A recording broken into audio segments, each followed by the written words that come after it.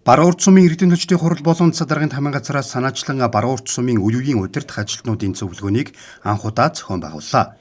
1992 оноос хойш одоо хүртэлх хугацаанд ажилласан баруун урд сумын иргэдийн төлөөлөгчдийн хурлын дарга, сумын цэцэг дарга, орлогч дарга, цэцэг даргын тамирын газрын дарга, иргэдийн төлөөлөгчдийн хурлын нарийн бичгийн дарга нарын төлөөлөлгөд 30 орчим удирдах ажилтнанд тус уулзалт зөвлөгөөнд оролцжээ. Аймгийн цэцэг дарга, сумын цэцэг даргаар 2012-оос 2020 оны хооронд ажилласан. Тэрбээр тус уулзалтанд оролцож үе үеийн удирдлагуудад орон нутагт хийсэн болон цаашид хийгдэх томоохон хөрөнгө оруулалт бүтээн байгуулалтын талаар танилцуулжээ. Харин баруун урд сумын иргэдийн төлөвчдийн хурлын дарга Идэр мөнх цэцэг дарга Жавхад өгс нар хотын ирээдүйн хөгжлийн ерөнхий төлөвлөгөөний талаар танилцуулсан байна. Баруун урд хотыг удирдах байсан үе үеийн энэ удирдлагууд бол бас нэлээд өргөн бүрэлдэхүүнтэй одоо бас бүгдээрээ ингэж ирэлт оролцож байна. Захмадуудаасаа бас залуу үеийн төлөөллөөр бид нар бас одоо тэднийхээ сургаалыг заавар зөвлөгөөийг одоо сонсох. Тэгээд тэднэртэйгээ одоо бас бүтэн өдрийн туршид бас одоо туршлага судлах одоо өөрснийхээ хийж хэрэгжүүлж байгаа ажлыг бас одоо ахмадуудаа үе үеийн удирдлагуудаа танилцуулах ийм одоо дурсамж уулзалт хэлэлцүүлэг гэдэг ингээд одоо энэ ажлууд бол хөтөлбөрийн дагуу явж байгаад бас баяртай байна.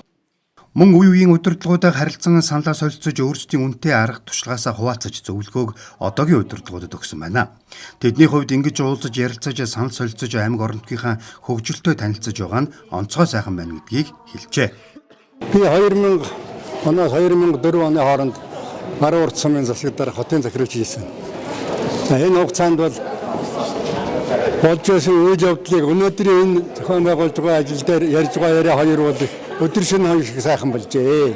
Үндсэндээ 20 жилийн өмнө миний ярьж байгаа яриа бол. Тэр үед бол бас ард түмний амьдрал тэр нийгмийн байдал тэр аж ахуй зохион байгуулалтын хувьд бол бас сайн бэх чадаагүй. Үндсэндээ зах зээлийн эдийн засгийн эхний жилүүд юм байгаа юм. Тийм учраас яахан хүндрэлтэй үе таарсан. Тэгэхдээ бид нар бол боломжийн хэмжээгээр баруун урд сумаа догжуулах, баруун сумын ялангуяа хотын төвийг догжуулах, соёлжуулах, төлөвлөжүүлэх, өөрөөр хэлбэл байшин барилгыг олшруулах, их мэтлийн нэлээд тийм ажлыг бол зохион байгуулж ирсэн юм байнамаа. Энд бол жишээлбэл би хотын ерөнхий төлөвлөгөө гэдэг чинь ерөөсөй байгаагүй шүү дээ. Тэрийг 2 жилийн хугацаанд боловсруулж гаргаж одоо Улаанбаатар хотын кадастрын албаар 25 сая төгрөгөөр өгчээр гаргаж байсан. Одоо бол өнөөдөр 25-ыг гаргаж чад байж сайхан харагдаж байна хоёрын зөрөө. Би баруун урд хотын захиргаанд 25 жил тасралтгүй ажилласан. Баруун урд хотын ардын депутатын хурлын гүйцэтгэх захиргааны нарийн бичгийн дарга гэж 86 онд анх нь орж исэн. Үүнээс хойш би 25 жил баруун урдынхаа захиргаанд иргэдийн хурлд ажиллаж байгаад ингээд тэтгэвртээ 12 он тэтгэвртээ гарсан. Сэтгэл маш их өндөр байна. Одоо энэ ажиллаж байгаа залуучуудаа одоо маш их баярлаа, талархлаа гэдгээ дамжуулъя. Эднэр бол маш сайн ажиллаж байна.